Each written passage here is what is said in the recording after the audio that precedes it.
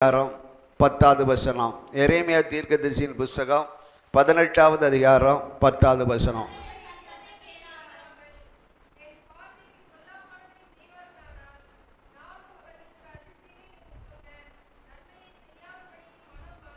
கண்களை மூடி ஜெபிக்கலாம். தகப்பனே, இந்த வேத வசனத்தை உமது கரத்தில் கொடுக்கிறோம் அப்பா. நீர் மனம் மாறுகிற தேவன் என்று சொல்லி நாங்கள் கவனிக்கிறோம் அப்பா. எங்கள் கிரியைகள் என்ன என்பதை அறிந்திருக்கிற தேவனாய் கர்த்தர், இந்த வேத வசனத்தின் ரகசியங்களை எங்களோடு பேசுங்கப்பா. எங்களை மறைத்து கொள்ளுங்க, நீங்கள் வெளிப்படுங்க. உங்களுடைய பிள்ளைகளுக்கு ஏற்ற மன்னாவை கொடுத்து திருப்தியாக நிரப்புங்க. இயேசுவின் நாமத்தில் பிதாவே. இங்கே கர்த்தருடைய வார்த்தையானது இந்த 18வது அதிகாரத்தில் 1வதிலிருந்து நீங்கள் கவனிக்கும் பொழுது எரேமியா தீர்க்கதரிசியோடு கர்த்தர் பேசுகிறார். ஒவ்வொரு ஊழியக்காரனோடு தேவன் பேசுகிறவர் தான்.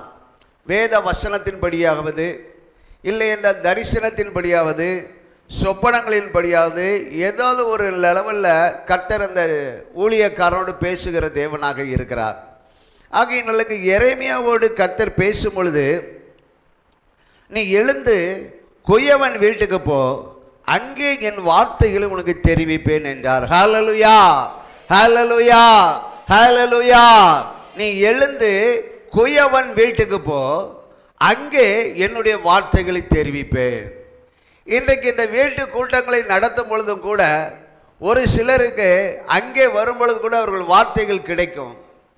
இந்த இடத்துல கூட்டம் நடத்துகிறோம் என்று சொன்னால் திருச்சபை மக்கள் அங்கே வரும் பொழுது உங்களுக்கு தேவையான ஒரு வார்த்தையை கர்த்தர் அங்கே கொண்டு வருவார். அதுபோல தான் எரேமியா தீர்க்கதரிசியோடு கர்த்தர் பேசும் பொழுது, நீ குயவன் வீட்டுக்கு போ. அப்போ போ என்று சொன்னால் அந்த ஊழியக்காரனுடைய வேலை போகிற வேலை தான்.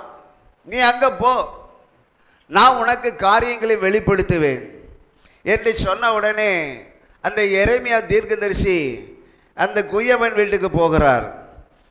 அப்படியே நான் குயவன் வீட்டுக்கு போனேன், இதோ அவன் திரிகையினால் வளைந்து கொண்டிருந்தான்.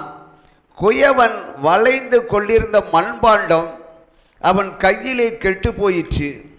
அப்பொழுது அதை திருத்தமாய் செய்யும்படிக்கு தன் பார்வைக்கு சரியாய் கண்டபடி குயவன் அதை திரும்ப வேறு பாத்திரமாக வேறு பாண்டமாக வளைந்தான் என்று வேதத்தில் சொல்லப்படுகிறது. ஹல்லேலூயா. நீங்கள் சொன்ன வார்த்தையின்படி நாம் அந்த தீர்க்கதரிசி அந்த கடந்து போன பொழுது அங்கே ஒரு குயவன் வீட்டுக்கு போகிறார்.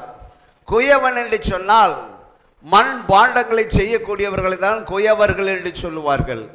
இவர்கள் அந்த வீட்டுக்கு போன பொழுது அங்கே திரிகையிலே நீங்கள் ஒருவேளை பார்த்துருக்கலாம், மண்பாண்டம் செய்யும் பொழுது ஒரு சக்கரம் மாதிரி ஒன்று இருக்கும், அதை சுற்றி கொண்டிருப்பார்கள். அதுக்கு நடுவில் வட்டமான ஒரு காலி இடம் இருக்கும்.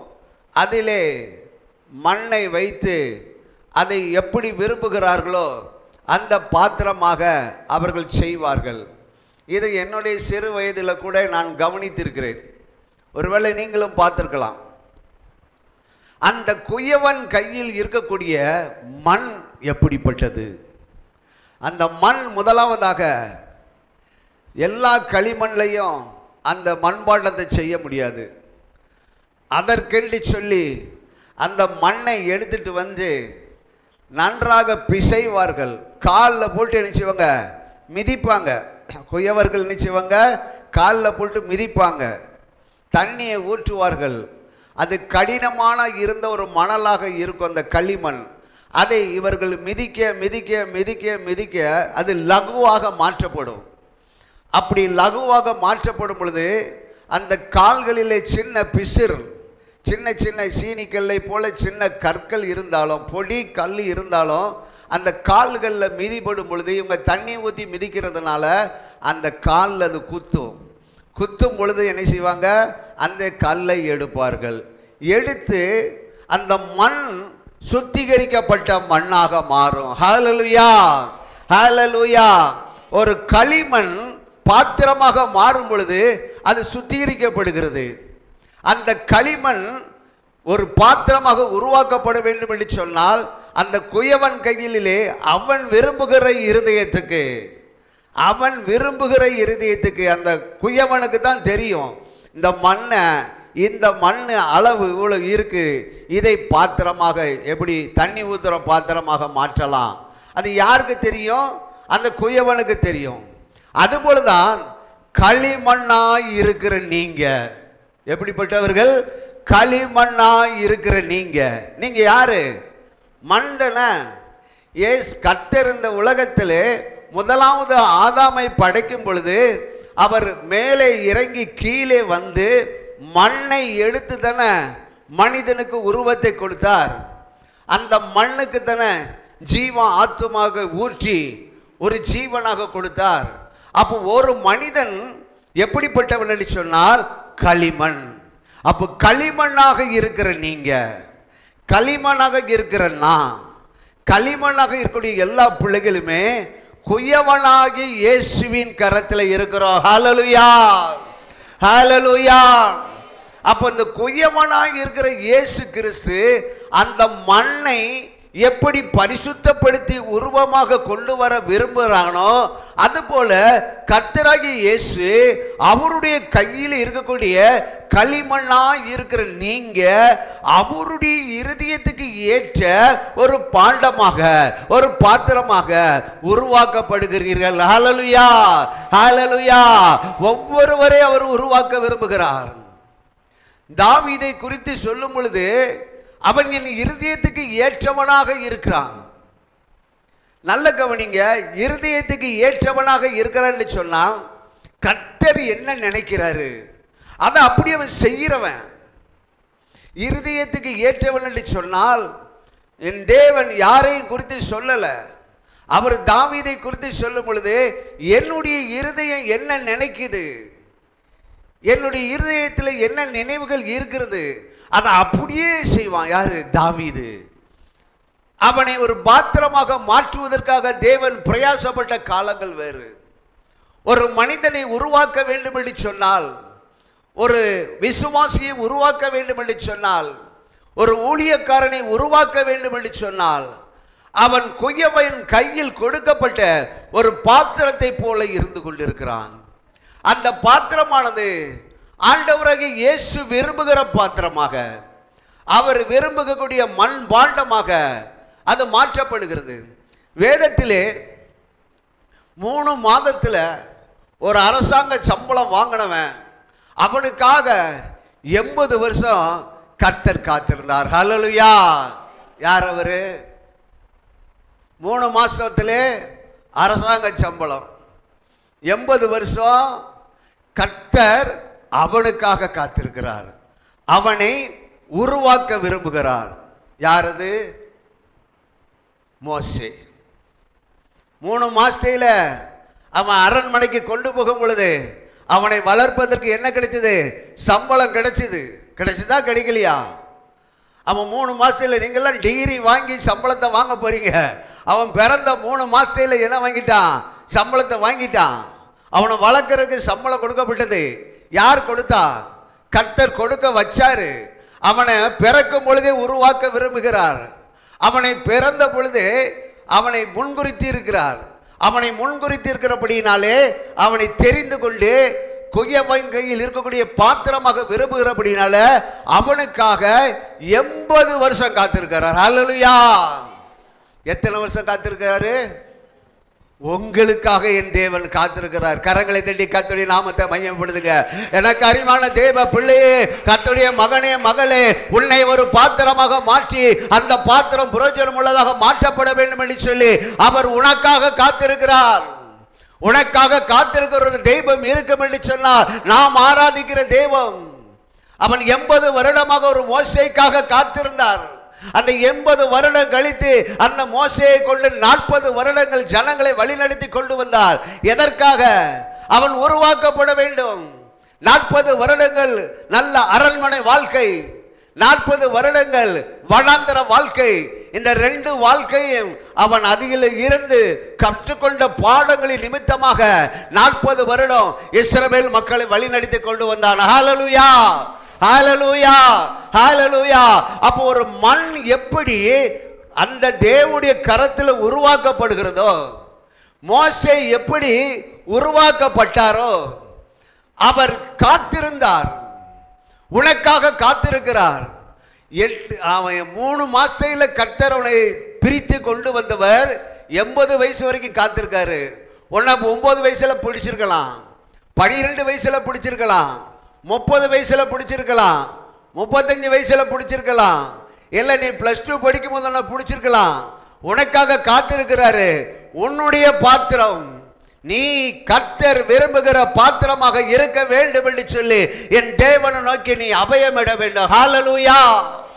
இன்னைக்கு எத்தனையோ பிள்ளைகளுக்காக, எத்தனையோ விசுவாசிகளுக்காக, எத்தனையோ ஊழியக்காரர்களுக்காக கர்த்தர் காத்து கொண்டிருக்கிறார். என்னுடைய வேலையை செய்ய மாட்டானா, என்னுடைய வேலையை செய்ய மாட்டாளா என்று கலங்கி கொண்டிருக்கிற தேவன் எப்படி தேவனுக்கு பிரியமான பாத்திரமாக அவர் விரும்புகிறாரோ அதே போல பாத்திரமாக உன்னை மாற்ற விரும்புகிறார், உங்களை மாற்ற விரும்புகிறார். எனக்கு அருமையான தேவ பிள்ளையே, நீ அவருடைய கரத்தில் இருக்கக்கூடிய மண் பாண்டம். மண்ணினால் எடுக்கப்பட்டது மண்ணுக்கு கடந்து போவது போல இந்த மண் தேவனுடைய ராஜ்யத்துக்கு கடந்து போவதற்கு முன்பாக உனக்காகவே அவர் செய்த திட்டங்கள் உண்டு. உன்னை கொண்டு செய்ய வேண்டிய காரியங்கள் உண்டு. நீ எதை செய்யணுமோ நீ அதை செய்யணும். தேவன் விரும்புகிறார். அவர் விரும்புகிற மாதிரி உன்னை நடத்த விரும்புகிறார். ஏனென்று சொன்னால் அதை குறித்து ஒரு வேதம் சொல்லுகிறது. வாசிங்க 6வது வசனம் 18:6. இஸ்ரவேல் குடும்பத்தாரே, இந்த கொயவன் செய்தது போல நான் உங்களுக்கு செய்யக்கூடாதா? நல்ல கவனிங்க. வேதத்தை கரத்தில் எடுத்து வச்சுக்கிட்டு, இஸ்ரவேல் குடும்பத்தாரே, கர்த்தருடைய பிள்ளைகளாகிய உங்களுக்கு சொல்லுகிற வார்த்தை தான், எனக்கு சொல்லுகிற வார்த்தை தான், என் குடும்பத்துக்கு சொல்ற வார்த்தை தான். ஆண்டவர் தெளிவாக பேசுகிறார். இஸ்ரவேல் குடும்பத்தாரே, இந்த குயவன் செய்தது போல நான் உங்களுக்கு செய்யக்கூடாதா? இந்த கேள்வியை கர்த்தர் உங்க மேல வைக்கிறாரு. என் குயவனாக இருந்த இயேசு கிறிஸ்து அவருடைய கரத்தின் கிரியையினால உருவாக்கப்பட்ட பிள்ளைகளாகிய உங்களை இன்றைக்கு கேட்கிறாரு. அவர் சொல்றாரு, வாசி தொடர்ந்து, உங்களுக்கு செய்யக்கூடாதா என்று கர்த்தர் சொல்லுகிறார். இதோ இஸ்ரவேல் வீட்டாரே, களிமண் குயவன் கையில் இருக்கிறது போல நீங்கள் என் கையில இருக்கிறீங்க. ஹல்லேலூயா. நீங்க யார் கையில இருக்கிறீங்க சொல்லுங்க. ஏமா சத்தமா சொல்லு தம்பி, சத்தமா சொல்லுங்க. நீங்க இயேசுவின் கையில இருக்கிறீங்க. குயவனாக இருக்கிற இயேசுவின் கையில் இருக்கிறீங்க. கரங்களை தட்டி கர்த்தருடைய நாமத்தை மகிமைப்படுத்து. நீ யாருடைய பிள்ளை? நீ இயேசுவின் பிள்ளை. நீ யாரு கையில இருக்க? இயேசுவின் கையில் இருக்க. ரிபால சந்தர கரபல ரிமணம சியதர பலரிக்கபா. நீ கர்த்தருடைய பிள்ளையாக இருக்கிறபடினாலதான் என் ஆண்டவர் சொல்லுகிறார், பிடுங்குவேன், இடிப்பேன், அழிப்பேன் நான் என்று நான் ஒரு ஜாதிக்கு விரோதமாகவோ ஒரு ராஜ்யத்துக்கு விரோதமாக சொன்ன மாத்திரத்தில் நான் விரோதமாய் பேசின அந்த ஜாதியார் தங்கள் தீங்கை விட்டு திரும்பினால் நான் அவர்களுக்கு செய்ய நினைத்த தீங்கை செய்யாதபடிக்கு மனம் மாறுவேன். ஹல்லேலூயா, ஹல்லேலூயா. மோசே ஆண்டவர் சொன்னதை கேட்டாரா கேட்கலையா? சொல்லுங்க. அழைப்பு வந்தது. அவன் என்ன சொன்னாரு? ஐயா நான் செய்யறதுக்கு வந்துட்டானா? வரல. எவ்வளவோ வாய்ப்பு கொடுத்த அவன் வரல. கர்த்தர் அவனை எதிர்கொண்டு கொல்ல பார்த்தார். சிப்போரால் விருத்த சேதனம் பண்ணி உடன்படிக்கை செய்தால். இதே நிலைமையில தான் இன்னைக்கு விசுவாசிகளாகிய நீங்களும் நானும் இருக்கோம். 80 வருஷம் காத்திருந்து அவனை கொண்டு ஒரு வேலை செய்யணும்னு காத்திருக்கும் பொழுது அவன் செய்ய மாட்டேன்ட்டான். நீ இப்ப 40 வயசுல இருக்கலாம், 35 வயசுல இருக்கலாம், 25 வயசுல இருக்கலாம். உன்னை கொண்டு செய்ய வேண்டிய வேலையை, நீ செய்யக்கூடிய வேலையை நீ செய்யல அப்படின்னா, நீ செயல்படலன்னா உன்னை கர்த்தர் என்ன செய்வார் என்று சொன்னார். சத்திய வேதனை சொல்லுகிறது, பிடுங்குவேன், இடிப்பேன், அழிப்பேன் என்று அவருடைய வார்த்தை கடந்து வருகிறது. எனக்கு அருமையான தேவ பிள்ளையே, கர்த்தர் சொல்லுவதற்கு மனம் மாறுகிற தேவன் அல்ல. என்னாகமம் 23:19 வாசிங்க. பொய் சொல்ல தேவன் ஒரு மனிதர் அல்ல, மனம் மாற அவர் ஒரு சொல். வாசிங்க. அவர் சொல்லியும் செய்யாது இருப்பாரோ, அவர் வசனித்தும் நிறைவேற்றாது இருப்பாரோ, இதோ ஆசீர்வதிக்க கட்டளை பெற்றேன், அவர் ஆசீர்வதிக்கிறார், அதை நான் திருப்பக்கூடாது. ஹல்லேலூயா, ஹல்லேலூயா, ஹல்லேலூயா. என் தேவன் சொன்னதை செய்கிற தேவன். அவர் மனம் மாறுகிறது அல்ல. நான் ஆசீர்வதிக்கவேன் என்று சொல்லும் பொழுது அதை ஆசீர்வதிப்பார். அதை யாராலும் திருப்ப முடியாது. ஆனால் அதே தேவன் அங்கே என்ன சொல்றாரு? இந்த ஜனங்களுக்கு செய்ய. எரேமியா 18வது அதிகாரத்தில் 8வது வசனத்தை வாசிங்க.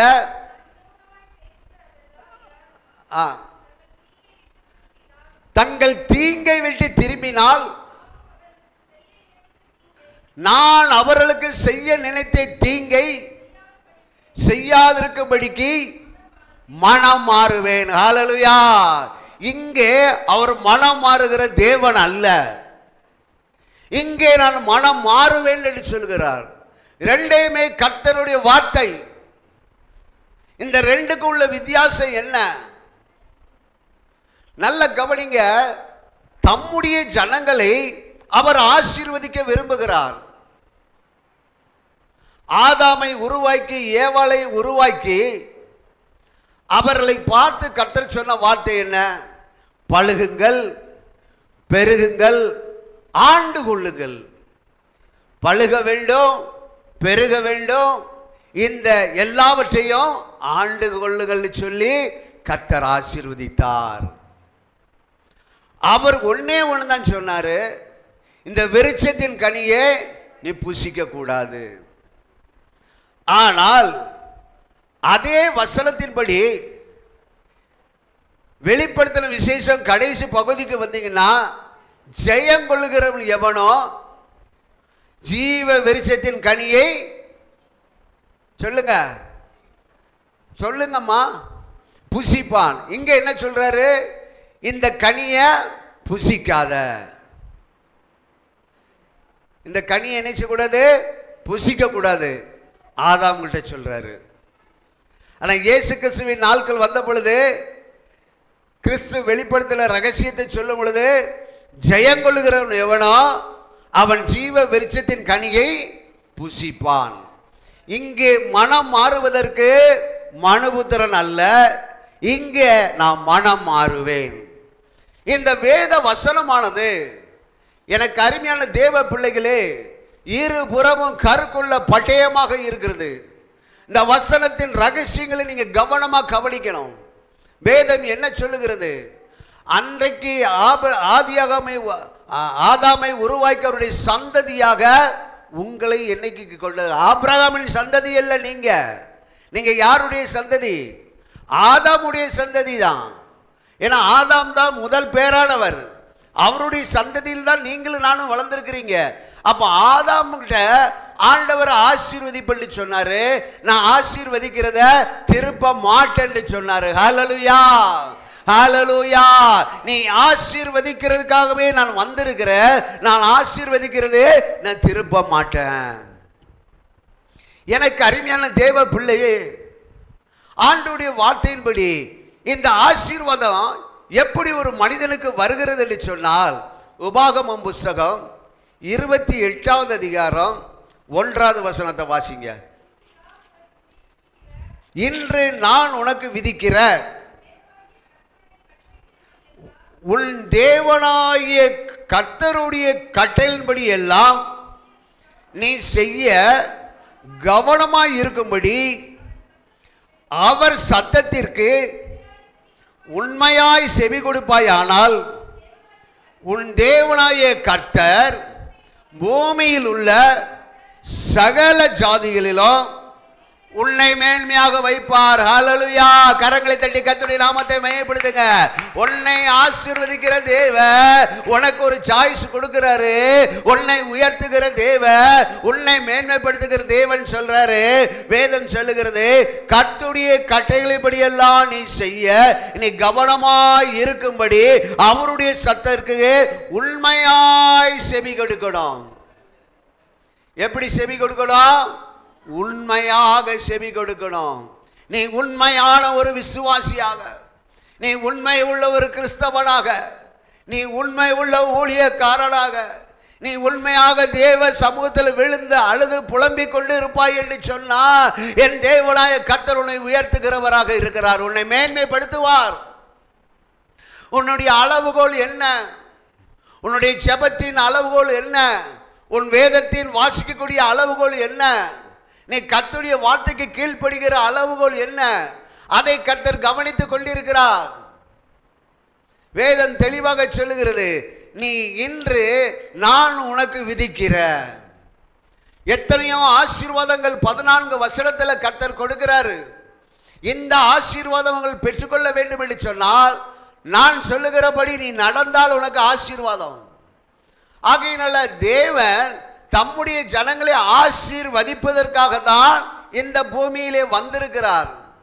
உங்களையும் ஆசீர்வதிப்பதற்காக தான், உங்களையும் என்னையும் உயர்த்துவதற்காக தான் அவர் சிலுவையிலே இரத்தத்தை சிந்தி இருக்கிறார். கிறிஸ்துவின் சிலுவையின் மேன்மையை குறித்து பிரசங்கிக்காமல் வேறு பிரசங்கிப்பதற்கு என்னிடத்திலும் ஒன்றுமில்லை, வேதத்திலும் ஒன்றுமில்லை. ஹல்லேலூயா. நீ கிறிஸ்துவின் சிலுவையை மேன்மைப்படுத்தும் பொழுதுதான் இயேசு கிறிஸ்து உங்களை மேன்மைப்படுத்துகிற தேவனாக இருக்கிறார். கிறிஸ்துவின் பாடுகள் உங்களை உயர்த்துகிறது. ஆகையினால் ஆண்டவர் சொன்ன வார்த்தையின்படி அவர் உங்களை ஆசீர்வதிக்கிறார். அதை அவர் திருப்ப மாட்டார், கரெக்டாக செய்வார். ஆனாலும் நான் உனக்கு செய்ய தீங்கை குறித்து மனம் மாறுவேன் என்று சொன்னால் அது ஒரு எச்சரிப்பு. நல்ல கவனிக்கணும். உனக்கு ஒரு எச்சரிப்பு வரும் பொழுது நீ கவனம் இல்லாமல் இருந்து கொண்டிருக்கிற. நோவாவின் நாட்கள்ல தேசம் முழுவதும் நோவா எச்சரிப்பு கொடுத்தாரு. அவர் ஒரு பேழையை செஞ்சுக்கிட்டு இருக்கிறாரு.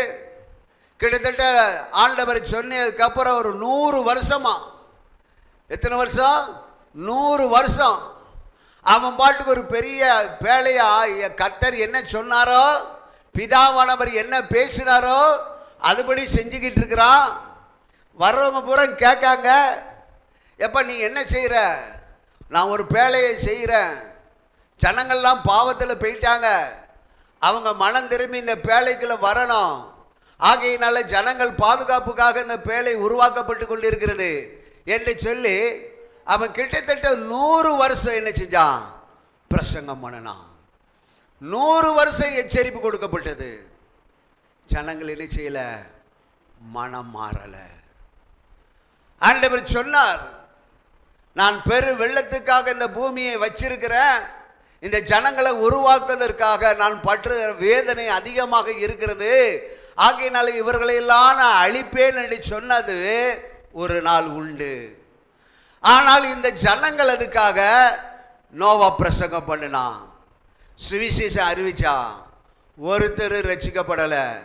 பெரும் வெள்ளம் வந்தது, கதவு பூட்டப்பட்டது. நோவாவினுடைய கதவை தட்டினார்கள். பூட்டினது யாரு? கர்த்தர் பூட்டிட்டாரு. நோவா பூட்டின்னு இருந்தால் நான் திறந்திருப்பான். ஐயோ என் மாமன் கூப்பிட்றேன், என் மச்சான் கூப்பிட்றேன், எங்கள் அக்கா கூப்பிட்றேன், அக்கா கூப்பிட்றான்னு கதவை திறந்திருப்பான். ஆனால் கர்த்தரே கதவை பூட்டினார். யாரும் திறக்க முடியாது. அவர் திறக்க முடியாத ஒரு பூட்டை போட்டதுனால தான் நோவாவும் அவனுடைய குடும்பமும் பாதுகாக்கப்பட்டது. எனக்கு அருமையான தேவ பிள்ளையே, ஒரு எச்சரிக்கை உன்னுடைய வாழ்க்கையில் வருகிறது. அந்த எச்சரிக்கை நீ அதை கவனிக்கிறவளாக இருக்கணும். எந்த ஒரு மனிதனாக இருந்தாலும் அந்த எச்சரிப்பு வார்த்தை உனக்கு வரும் பொழுது, இது எனக்காக வருகிற எச்சரிப்பின் வார்த்தை, இது எனக்காக வருகிற எச்சரிப்பின் வசனம், இது நிமித்தமாக நான் சில காரியங்களை கற்றுக்கொண்டு உருவாக்கப்படும் சொல்லி அதை நீ பிடிச்சு கொள்ளுக. வேதம் சொல்லுகிறது, யோனாவின் புஸ்தகம் 3ஆம் அதிகாரம் 10வது வசனத்தை வாசிங்க. யோனா 3:10.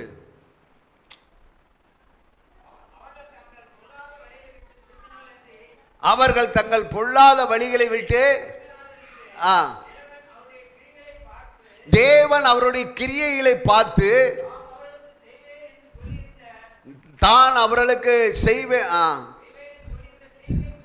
தீங்கை குறித்து மனஸ்தாபப்பட்டு அதை செய்யாதிருந்தார். ஹல்லேலூயா. அப்ப இங்க ஒரு எச்சரிப்பு வருகிறது. நோவாவின் காலத்தில் ஒரு எச்சரிப்பு வந்த பொழுது ஜனங்கள் மனம் மாறல, பெருவெள்ளத்துக்குள்ள போயிட்டாங்க. இங்க நினிவே பட்டணத்துக்கு ஒரு எச்சரிப்பு வருகிறது. அந்த எச்சரிப்பு யார் மூலமாக வருகிறது? யோனாவின் மூலமாக வருகிறது.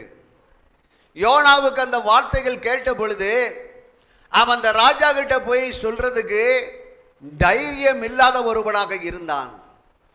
ரெண்டாவது, நினிவேக்காரர்களுக்கும் அசிரியர்களுக்கும் அடிக்கடி பிரச்சனைகள் இருந்தபடினால இவங்க அடிக்கடி பிரச்சனை பண்ணிட்டு இருக்கிறான். வேணாம், நினிவே பட்டணத்துக்காரன் போய் சேரட்டும், அவன் போய் சேரட்டும் அப்படின்னு சொல்லிட்டு நம்ம எங்கிட்டாவது போயிடலாம், கண்காணாத இடத்துக்கு நம்ம போயிடலான்னு சொல்லிட்டு என்ன செஞ்சான்?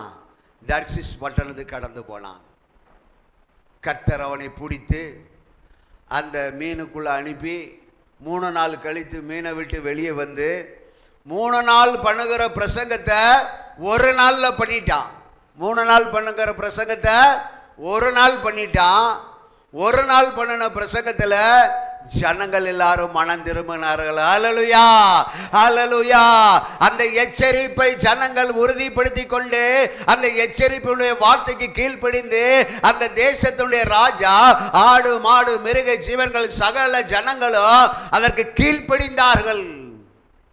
இன்றைக்கு கர்த்தருடைய பிள்ளைகளுக்கு எச்சரிப்பான வார்த்தை வரும் பொழுது அந்த வார்த்தை அவர்கள் ஏற்றுக்கொள்வதில்லை.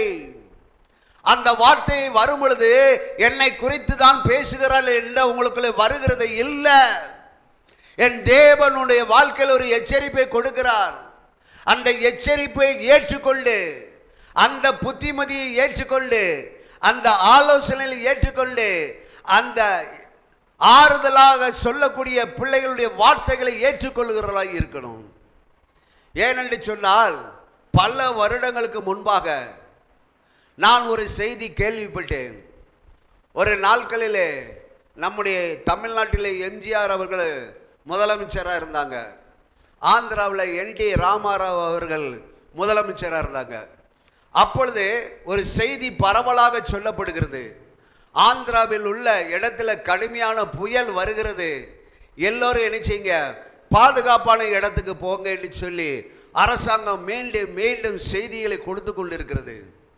எல்லாரும் அதை பற்றி கவலையே படலை. கடைசியில் மழை வந்தது, புயல் வந்தது, பெருவெள்ளம் வந்தது. ஒவ்வொரு மனிதனுடைய சரீரமும் பனைமரம் இருக்கு பார்த்தீங்களா, அந்த மரத்து உச்சியில் போய் உட்கார்ந்துருந்தது. கேள்விப்பட்டிருப்பீங்கன்னு நினைக்கிறேன். சில சடலங்கள் எல்லாம் பெரிய பெரிய மரத்து கிளைகளை தொங்கிக் கொண்டிருந்தது. இந்த இந்தியாவில் இல்லாத ஒரு வரலாறு காணாத வெள்ளம் அன்னைக்கு ஆந்திராவில் வந்துச்சு. ஆந்திரா அரசாங்கம் எச்சரிக்கை கொடுத்து கொண்டே இருந்தார்கள்.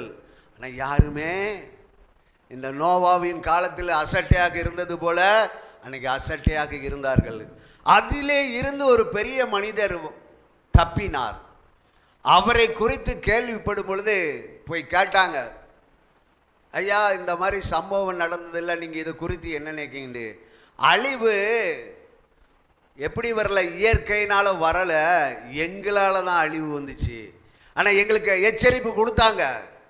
எங்களெல்லாம் கூப்பிட்டு வந்துறியா வந்துறியா வந்துறியான்னு சொல்லி அதிகாரிகள்லாம் கூப்பிட்டு பாதுகாப்பான இடத்துக்கு கொண்டு போய் சேர்த்துறோன்னு சொல்லி ஒவ்வொருத்தரும் வீடு வீடாக வந்து எங்களை தட்டுனாங்க. ஐயா நாங்கள் போக மாட்டேன்ட்டோம், அந்த எச்சரிப்புக்கு நாங்கள் கீழ்ப்படியாமல் இருந்துட்டோம். அந்த எச்சரிப்புக்கு கீழ்ப்படியாத நிமித்தமாக நாங்கள் என்ன செஞ்சோம், இந்த தேசத்து ஜனங்கள் பாதி பேர் அழிந்து போனார்கள் ஆந்திர மாநிலத்தில். எனக்கு அருமையான மகனே மகளே, உனக்கு ஒரு எச்சரிப்பு வருகிறன்னு சொன்னால் அந்த எச்சரிப்பை நீ பெற்றுக்கொள்ளணும்.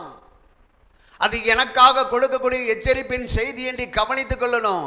ஏனென்று சொன்னால் வாசிங்க 1 தெசலோனிக்கர் புஸ்தகம் 2வது அதிகாரம் 12-13 வாசிங்க. தகப்பன் தன் பிள்ளைகளுக்கு சொல்றது போல நாங்கள் உங்கள் ஒவ்வொருவனுக்கும் புத்தியும் தேர்தலும் எச்சரிப்பும் சொன்னது அறிந்திருக்கிறீர்கள். ஆகையால் நீங்கள் தேவ வசனத்தை எங்களால் கேள்விப்பட்டு ஏற்றுக்கொண்ட போது அதை மனுஷர் வசனமாக ஏற்றுக்கொள்ளாமலும் தேவ வசனமாகவே ஏற்றுக்கொண்டதினாலே நாங்கள் இடைவிடாமல் தேவனுக்கு ஸ்தோத்திரம் செலுத்துகிறோம். அது மெய்யாகவே தேவ வசனம்தான். விசுவாசிக்கிற உங்களுக்குள்ளே அது பலன் செய்கிறது. ஹல்லேலூயா. கரங்களை தட்டி கர்த்தருடைய நாமத்தை மகிமைப்படுத்து. எனக்கு அருமையான கர்த்தருடைய மகளே, மகனே, உனக்கு ஒரு வேத வசனம் வரும் பொழுது அது மெய்யான வசனம். அது என்னை பலப்படுத்துகிறது, அது என்னை விசுவாசத்தில் வளர செய்கிறது. அது நிமித்தமாக கர்த்தருடைய வார்த்தையை நான் பெற்றுக்கொண்டேன் என்று சொல்லி நீ விசுவாசிப்பாய் என்று சொன்னால் அந்த வேத வசனம் உனக்கு ஆறுதலாக, உனக்கு புத்திமதியாக, உனக்கு எச்சரிக்கையாக மாறுகிறது. ஒரு தகப்பன் தன் பிள்ளையை பெரம்பை எடுத்து கண்டிக்காவிட்டால் அந்த பிள்ளை சரியா வளராது. இன்னைக்கு கர்த்தருடைய வேத வசனத்தின்படி நீ கடிந்து கொள்ளப்படும் பொழுது, இந்த வசனம் எனக்கு இப்படி சொல்லுத, இந்த வசனத்துக்கு நீ ஏற்றுக்கொண்டு கீழ்ப்படியும் பொழுது ஆண்டவருடைய வார்த்தை தகப்பனாகிய பிதாவிடத்திலிருந்து உனக்கு வருகிறது. அந்த வார்த்தையை நீ பிடிச்சுக்கோங்க. உங்களுக்கு ஆறுதலான வார்த்தை வரும், உங்களுக்கு புத்திமதி சொல்லுகிற வார்த்தை வரும், உங்களுக்கு எச்சரிக்கை பண்ணுகிற வார்த்தை வரும். நீ எச்சரிக்கையாக இருப்பாய் என்று சொன்னால், நீ ஜாக்கிரதையாக இருப்பாய் என்று சொன்னால் நீ எதையும் இழந்து போக வேண்டாம். நம்முடைய வாழ்க்கையில நாம் ஆசீர்வதிக்கிற தேவன் நம்மளை ஆசீர்வதிக்கிறார், நம்மளை உயர்த்துகிற தேவன் நம்மளை உயர்த்துகிறார். ஆனா நீங்க எப்படி இருக்கணும்? எச்சரிக்கை உள்ளவர்களாக, புத்தி உள்ளவர்களாக, ஆறுதலை சொல்லுகிற பிள்ளைகளாக இருக்கணும். நமக்கு கண்காண எத்தனையோ பேர் தேவனால் ஆசீர்வதிக்கப்பட்ட பிள்ளைகள், விசுவாசிகள் மாத்திரமல்ல, ஊழியர்கள் கூட எச்சரிக்கை இல்லாமல், கவனம் இல்லாமல், புத்தியாய் நடந்து கொள்ளாத எத்தனையோ ஊழியர்கள் ஊழியத்தை விட்டு போயிட்டாங்க. விசுவாசி சபையை விட்டு போயிட்டான். அந்த வசனத்துக்கு கீழ்ப்படியல, வசனத்தை ஏற்றுக்கொள்ளல. உங்களுக்கு தெரிஞ்ச எத்தனையோ ஊழியக்காரர்களை குறித்து நீங்களே பார்ப்பீங்க. நன்றாக ஊழியம் செய்தவர்கள் எல்லாம் ஊழியம் செய்ய முடியாம இன்னைக்கு வெளியே தலை காட்ட முடியாம இருக்கக்கூடிய ஊழியர்கள் இருக்கிறாங்க. ஏன்? கர்த்தர் சொன்ன வசனம், அவனுக்கு கொடுக்கப்பட்ட எச்சரிப்பு, அவனுக்கு கொடுக்கப்பட்ட புத்தி, அவனுக்கு கொடுக்கப்பட்ட ஆறுதலை அவன் ஏற்றுக்கொள்ளல. விசுவாசத்தில் வளர்கிற விசுவாச பிள்ளைகளே, நீங்கள் ஆண்டவர் கிரியைகளுக்கு தக்க மனம் மாறுகிற தேவனாக இருக்கிறபடினால உனக்கு ஒரு ஆலோசனை வரும் பொழுது அந்த ஆலோசனை கேளுங்க. உனக்கு ஒருத்தர் புத்தி சொன்னாங்கன்னா அந்த புத்திமதியை கேளுங்க. உங்களுக்கு ஒரு எச்சரிப்பு வருகிறன்னு சொன்னால் அந்த எச்சரிப்பின் வசனம் இது எனக்காக கொடுக்கப்பட்ட வசனம் சொல்லி விசுவாசிங்க. நீ விசுவாசிக்கிற தேவன் இன்னார் என்று அறிந்திருக்கிறபடினால அந்த விசுவாசத்தின்படி இந்த வசனம் எனக்காக தான் வந்திருக்குது, இந்த வார்த்தையை கர்த்தர் எனக்காக தான் பேசி இருக்கிறாரு, இந்த சம்பவம் என் வாழ்க்கையில் நடந்திருக்குன்னு சொன்னா என்னுடைய கவனக்குறைவுனால, நான் ஜாக்கிரதை இல்லாமல் இருந்தபடினால, நான் சில காரியங்களை நம்பினபடினால இன்னைக்கு நான் வேதனைப்பட்டு கொண்டிருக்கிறேன். கண்ணீரோடு இருக்கிற மகளே, நீ கவனமாக இருக்கணும், நீ ஜாக்கிரதை உள்ளவளாக இருக்கணும், நீ ஜாக்கிரதை உள்ளவனாக இருக்கணும்.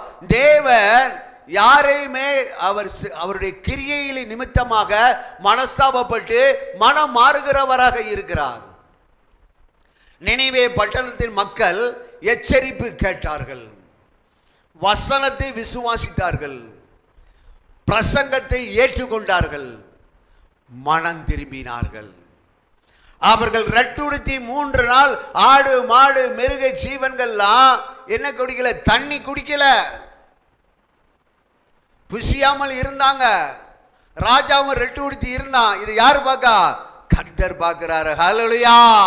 ஹல்லேலூயா, ஹல்லேலூயா. நீ எப்படி இருக்கங்கிறதை யார் பார்க்கா? என் தேவனாய கர்த்தர் பார்த்துக்கிட்டு இருக்காரு. நீங்க எப்படி இருக்கிறீங்கிறத என் தேவனாய கர்த்தர் கவனித்துக் கொண்டிருக்கிறாரு. உங்கள் கிரியைகளின் நிமித்தமாக உங்களுக்கு வரக்கூடிய ஆபத்தில் இருந்து என் தேவன் இறங்கி வந்து உங்களுக்காக மனஸ்தாபப்படுகிறவராக இருக்கிறார். அவர் சொல்லியை செய்யாது இருக்க மனுபுத்திரர் அல்ல. அவர் வாக்குத்தத்தம் பண்ணின தேவன் வாக்கு மாறுவது அல்ல.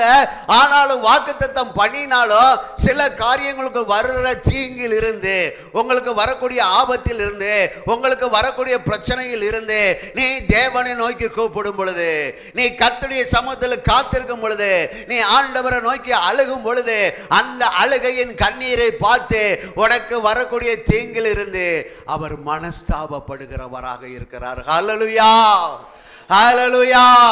இன்னைக்கு எத்தனையோ பிள்ளைகளுடைய வாழ்க்கையிலே நமக்கு தானே இப்படி பிரச்சனை நினைக்கிறீங்க. ஆண்டவருடைய சமூகத்தில் நீ கண்ணீர் வடிக்கும் பொழுது உன் கண்ணீருக்கு கணக்கு வைத்து அதற்கென்று பிரதிபலனை கொடுக்க என் தேவன் ஆற்றல் உள்ளவராக இருக்கிறார். ஆனால் எச்சரிக்கையை ஏற்றுக்கொள்ளணும், புத்திமதியை ஏற்றுக்கொள்ளணும், ஆறுதலான வார்த்தைகள் வருவதை ஏற்றுக்கொள்ளணும். ஆகையினால தான் அவர்கள் விசுவாசித்தார்கள். ஆகையினால தான் விசுவாசித்த வசனத்தின்படியே அவர்கள் ஏற்றுக்கொண்டார்கள். எனக்கு அருமையான தேவ பிள்ளையே, நீ வளர வேண்டும். நீ தேவ சமூகத்திலே மகிமையாக ஒளியாக ஜீவிக்க வேண்டும் என்று சொன்னால் கீழ்ப்படிதல் வேண்டும். வசனத்தை கேட்கணும், வசனத்தின்படி நடக்கணும். வசனம் என்ன சொல்லுது? உனக்கிட்ட அந்த ஒரு வசனம் வரும் பொழுது இந்த வசனத்தில் இருந்து நீங்க என்ன கற்றுக்கொண்டீங்கிறத கவனிக்கணும். இந்த செய்திகள் வருகிறது என்று சொன்னால் இந்த செய்திகள் இருந்து நான் என்ன கற்றுக்கொண்டேன் நான் கவனிக்கிறேன். இந்த செய்தியை குறித்து எடுக்கும் பொழுது ஆவியானவர் என்னோடு பேசும் பொழுது நான் கற்றுக்கொண்ட பாடங்கள் என்ன என்பது எனக்கு கர்த்தரில் அந்த வெளிச்சமாக பேசுகிற தேவனாக இருக்கிறார். இந்த வசனத்தின்படி நான் என்ன தவறு செய்திருக்கிறேன், நான் இனி என்ன செய்யணும், இன்னும் தேவனால உருவாக்கப்பட வேண்டும் அப்படி என்று சொன்னால் நான் எப்படிப்பட்டவனாக இருக்க வேண்டும் என்பதை இந்த வேத வசனத்தின்படி கர்த்தர் எனக்கு கற்றுக் கொண்டிருக்கிறார். இன்றைக்கு இந்த வசனத்தை நீங்கள் விசுவாசிக்கும் பொழுது என் தேவன் உங்களுக்கு கற்றுக் கொடுப்பார். ஏனென்று சொன்னால் தேவன் யாரையுமே தள்ளிவிட மாட்டார், யாரையுமே புறம்பே தள்ளுகிற தேவன் அல்ல. ரெண்டு பேரை தள்ளி இருக்காரு. சொல்லுங்க பார்ப்போம். உங்ககிட்டையும் ஊட ஊட கேட்டால் தான் உங்களுக்கு கொஞ்சம் தூங்காமலாது இருப்பீங்க. 2 பேரை தள்ளி இருக்காரு. யாரை தள்ளி இருக்காரு சொல்லுங்க?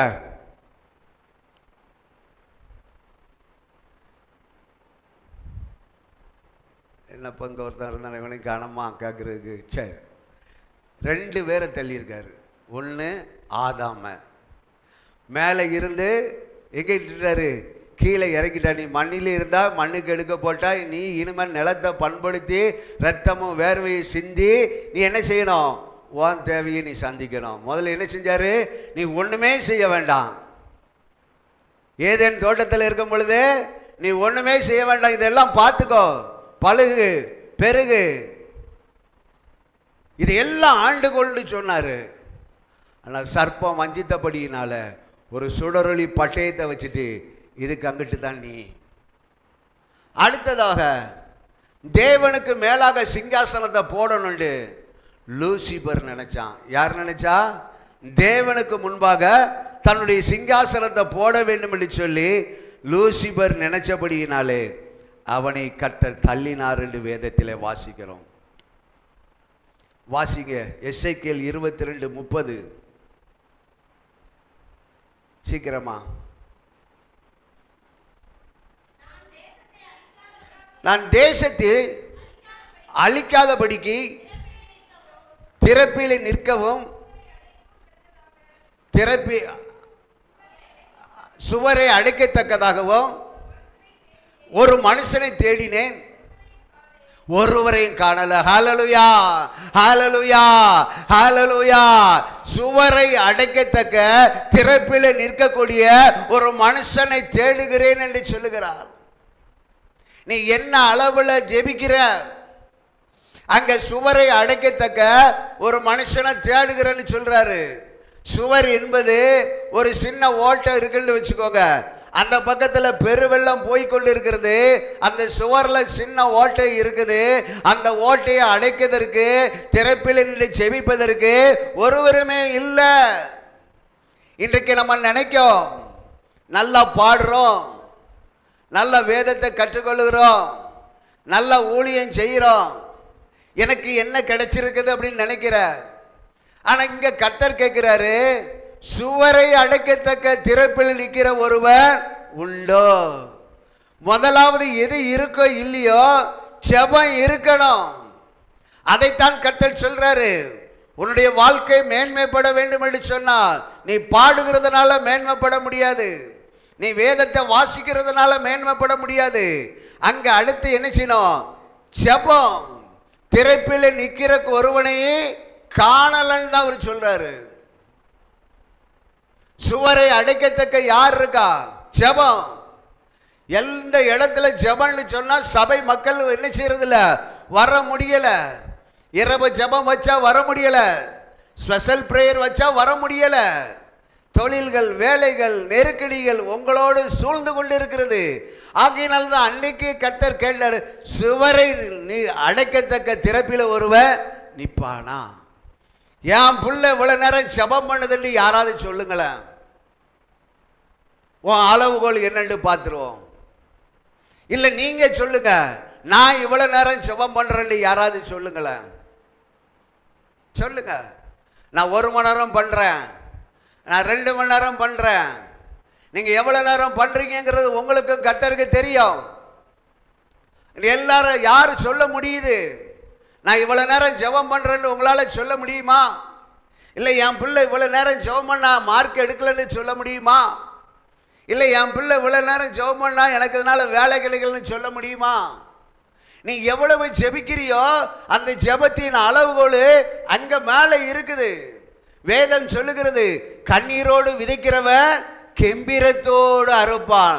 அள்ளி தூவும் விதைகளை அவன் அழுது கொண்டு விதைத்தாலும் அரிக்கட்டுகளை சுமக்கும் பொழுது சந்தோஷமாக சுமப்பான்.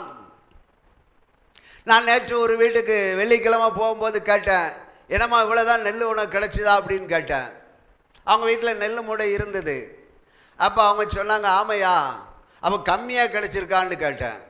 இல்லையா, கொஞ்சம் லேட்டாக நாங்கள் அறுத்ததுனால மழை பெஞ்சதுனால கீழே சிந்திருச்சு, ஆனாலும் போதுமானதை கர்த்தர் கொடுத்திருக்கிறார். அப்போ அங்கே கிடைச்சது சந்தோஷமாக சொன்னாங்க, போதுமானதை கர்த்தர் கொடுத்திருக்கிறார். அப்போ அது தண்ணிக்குள்ளே கொஞ்சம் போயிடுச்சு, உதிர்ந்து போச்சு. ஆனாலும் அதை அறுத்து எடுக்கும் பொழுது நாங்கள் என்ன எதிர்பார்த்தோமோ அதை என்ன செஞ்சிருக்கிறாரு, கர்த்தர் கொடுத்தார் என்று சொல்லி இந்த சகோதரி சொன்னாப்புல வெட்டி ஜெபத்துக்கு போயிருக்கும் பொழுது. எனக்கு அருமையான தேவ பிள்ளையே, உன்னுடைய அளவுகோல் கண்ணீர் என்ன இருக்குது, உன்னுடைய ஜெபம் என்ன இருக்குது, உன்னுடைய முழங்கால் யுத்தம் என்ன இருக்குது. கூட கொஞ்ச நேரம் ஜெபம் பண்ணுனா போர் அடிக்குது விசுவாசிகளுக்கு. கூட கொஞ்ச நேரம் ஜெபம் பண்ணுனா தூக்கம் வருது. கூட கொஞ்ச நேரம் நைட்டு ஜெபம் போயிடுச்சுன்னா மணி 1 தாண்டி போகுதுன்னு மணியை பார்க்குற காலத்தில் வந்து கொண்டு இருக்கிறோம். என் ஆண்டவர் சொல்லுகிறார், ஜெபத்தின் அளவு என்ன? உன் தூக்கத்தின் அளவு பெருசா, ஜெபத்தின் அளவு பெருசா? எனக்கு அருமையான தேவ பிள்ளையை, வேதம் சொல்லுகிறது, நீ எல்லா நாளிலும் நீ ஆண்டவருக்கு பிரியமாக நடப்பாய் என்று சொன்னால் அவர் மனம் மாறுவார். அவர் மனம் மாறுகிறதுக்கு, மனஸ்தாபப்படுகிறதுக்கு நம்முடைய தேவன் பெரியவராக இருக்கிறார். ஹல்லேலூயா. ஏனென்று சொன்னா அவர் ஒன்று சொல்லிட்டாருன்னா நமக்கு ஒரு சாய்ஸ் வேற கொடுப்பாரு. நம்முடைய வாழ்க்கையில் ஒரு எச்சரிப்பு வருகிறன்னு சொன்னால் அந்த எச்சரிப்புக்கு அவர் ஒரு சாய்ஸ் கொடுக்கிறாரு. வாசிங்க 2 சாமுவேலின் புஸ்தகம் 24வது அதிகாரம் 12வது வசனத்தை வாசிங்க.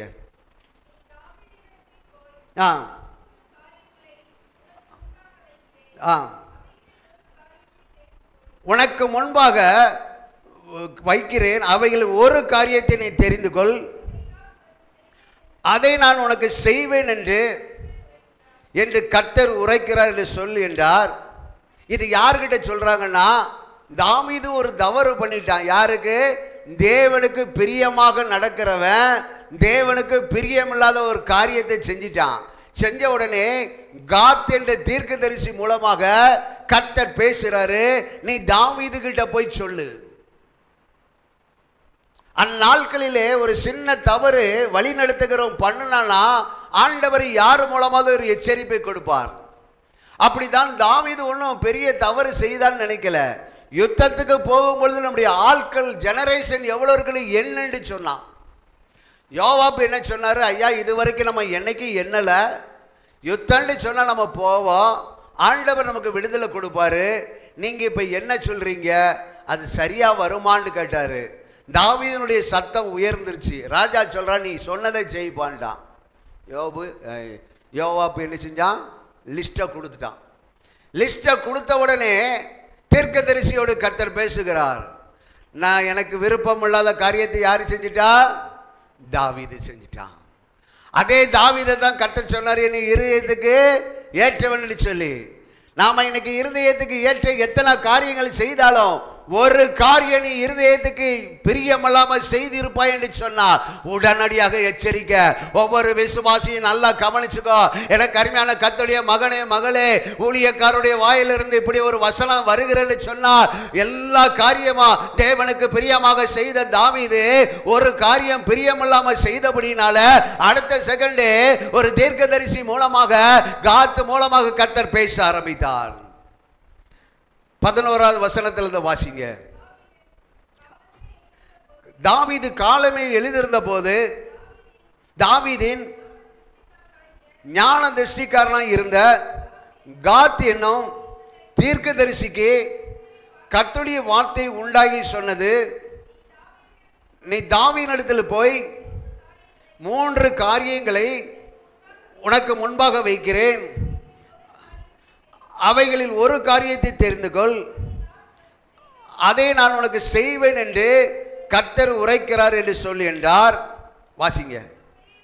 அப்படியே காத் தாவீதினிடத்தில் வந்து அவனை நோக்கி, உம்முடைய தேசத்தில் 7 வருஷம் பஞ்சம் வர வேண்டுமா, அல்லது 3 மாதம் உம்முடைய சத்துருக்கள் உம்மை பின்தொடர நீ அவர்களுக்கு முன்பாக ஓடி போக வேண்டுமா, அல்லது உம்முடைய தேசத்திலே 3 நாள் கொள்ளை நோய் உண்டாக வேண்டுமா? இப்போது என்னை அனுப்பினவருக்கு நான் என்ன மறு உத்தரவு கொண்டு போக வேண்டும் என்பதை நீ யோசித்து பாரும் என்று சொன்னான். ஹல்லேலூயா. ஒரு தப்பு பண்ணிட்டான். என்ன செஞ்சிட்டான்? ஒரு தவறு தாவீது பண்ணிட்டாரு. பண்ண அடுத்த செகண்ட் எங்கிருந்து வருது? ஒரு தீர்க்கதரிசியின் மூலமாக எச்சரிப்பு வருது. என்ன சொல்றான்? 7 வருஷம் என்ன கிடைக்குது? பஞ்சம். இல்ல 3 மாசம் உன் சத்துருக்களுக்கு முன்பாக நீ ஓடணும், இல்லைன்னா 3 நாள் கொள்ளை நோய். இது உனக்கு எது தேவை? ஆனா நிச்சயமாக தண்டனை உண்டு, நிச்சயமாக தண்டனை உண்டு. இந்த தண்டனைய நீ என்ன பண்ற? உன்னுடைய சாய்ஸ். 3ல் 1.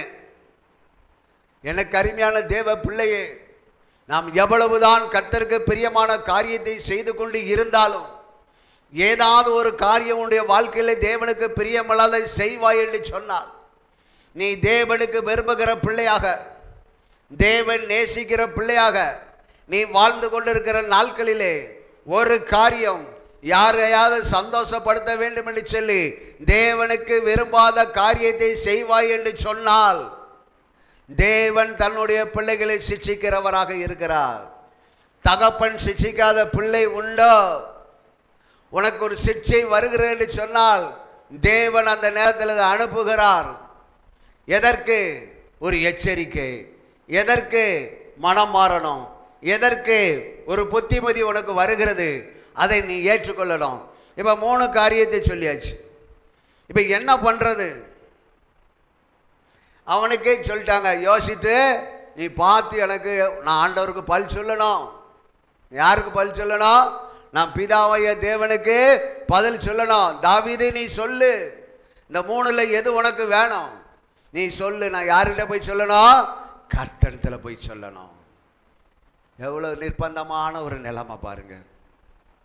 14வது வசனத்தை வாசிங்க.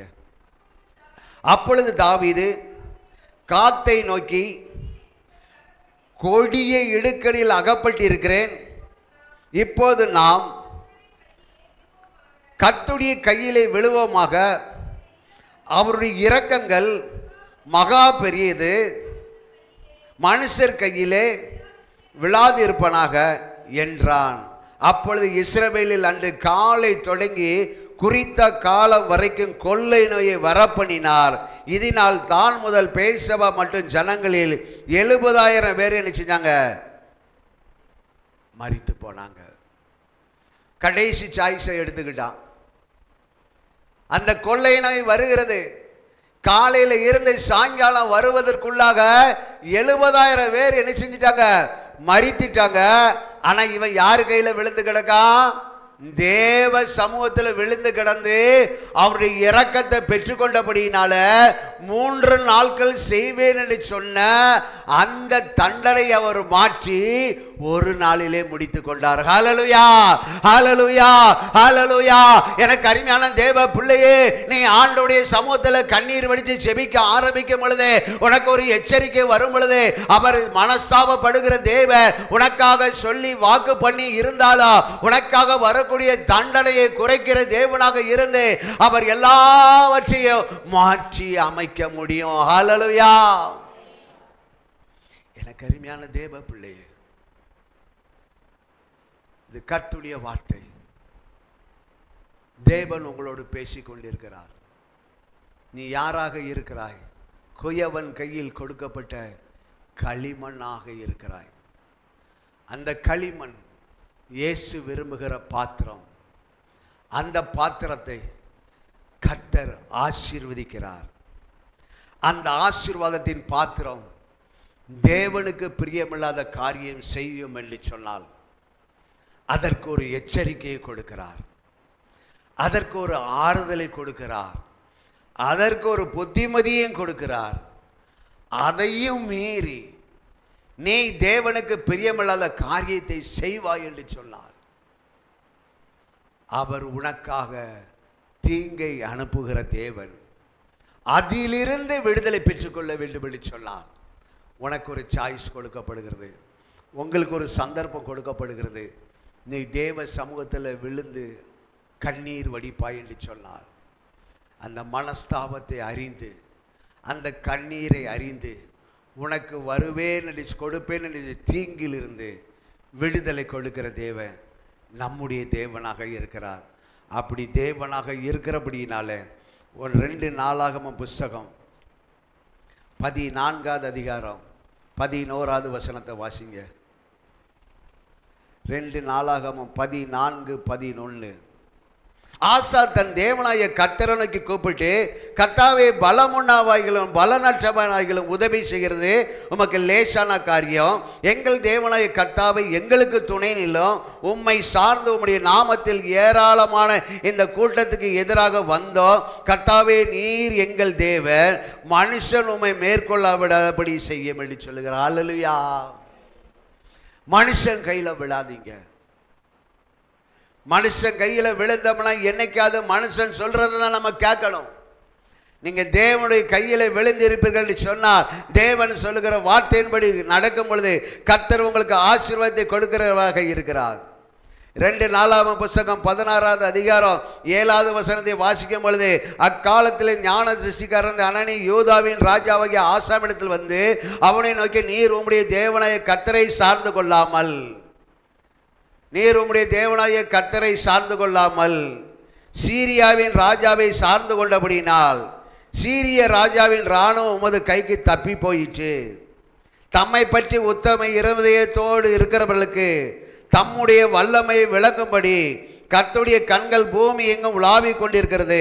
இந்த விஷயத்தில் மதிவில்லாராய் இருந்தார். ஆகையால் இது முதற்கொண்டு உமக்கு யுத்தங்கள் நேரிடும். அவன் கர்த்தரை நம்பாம யாரை நம்பி போயிட்டான்? இன்னொரு ராஜாவை நம்பி போயிட்டான். எனக்கு அருமையான தேவ பிள்ளையே, நீ கர்த்தரை நம்பு. நீ இயேசுவை நம்பு. உன்னுடைய ஆசீர்வாதத்துக்கு இடரலாக எது வந்தாலும், ஏதோ ஒரு காரியம் நமக்குள்ள குறைவாக இருக்கிறது, அந்த காரியத்திலிருந்து விடுதலை பெற்றுக்கொள்ள வேண்டும் என்று சொல்லி கர்த்தரை நம்பு. யோபு தன்னுடைய வாழ்க்கையிலே முற்றிலுமாக தேவனை சார்ந்திருந்தான். அவனை குறித்து கர்த்தர் சொல்லும் பொழுது, அவன் உத்தமன், அவன் சன்மார்க்கன், தேவனுக்கு பயந்து பொல்லாப்புக்கு விலகிற தேவன். யோபு அவனை